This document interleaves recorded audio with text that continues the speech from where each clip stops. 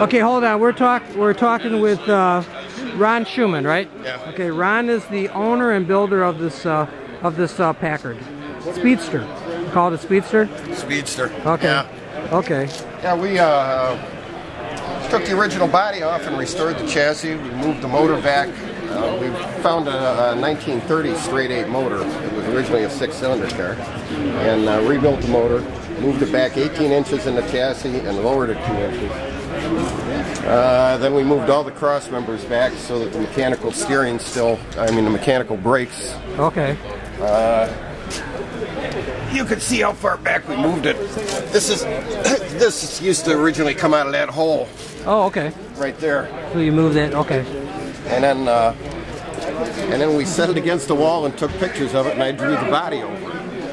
I decided where I wanted the steering wheel and where I wanted the seats, and we did everything around that. And after we put it on there, this is actually, the grill shell's been sectioned 2 inches. The car is 2 inches lower than, the body is 2 inches narrower than it would have been, just to clear the distributor and everything. Okay, now, who was the gentleman who did all the, you mentioned he did all the body work or the steel? Oh, Dion. Dion? Yeah. Okay. Yeah, Dion, a good friend of mine. We did it all in my shop. Okay. Just a hobby shop. Where's your shop at? In Mount Clemens. In Mount Clemens? Oh, yeah. Okay. Yeah, it's a hobby shop, not a commercial shop. And this is just something that I had pictured in my head that I wanted to do. It says, I don't know if I can really catch this in the video, but it says the Lincoln Highway locomotive. Yeah. Well, that was, Lincoln Highway was the first intercontinental or transcontinental highway. Yeah. And it was built in 1913, and it wouldn't have been built without Packard's influence. They were heavy into. But my friend Kenny would really like this. And it's built like a locomotive. I've had a lot of old Fords. When you work on this, you got to have a high-low because you can't pick up the parts and carry them around. Yeah, because everything's so big and everything weighs. Lots of brass, lots of steel.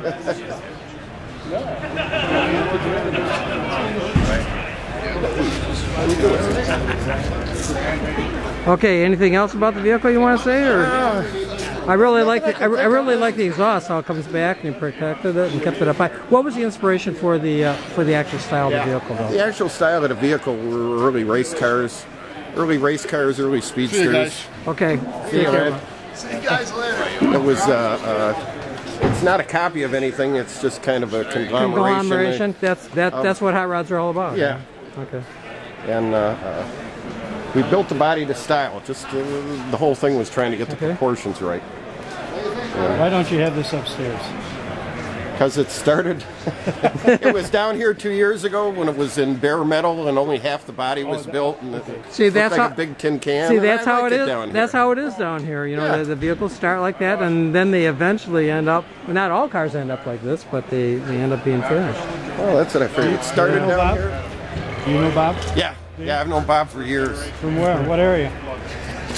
Well, I didn't see him for about 20 years, but I used to know him about, when I was first married, 30-some years ago. We lived in the same apartment complex and ran offshore boats in St. Clair. In the boats? In the boats. Okay. I know. There's a man on the dash. 20 years. I know one way or the other. Yeah. Gotta like this exhaust. I just love it. Wish I could get behind here and get a better view.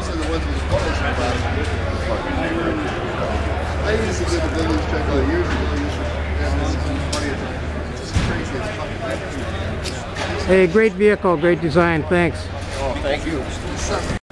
Okay, forgot to add one fine feature on here.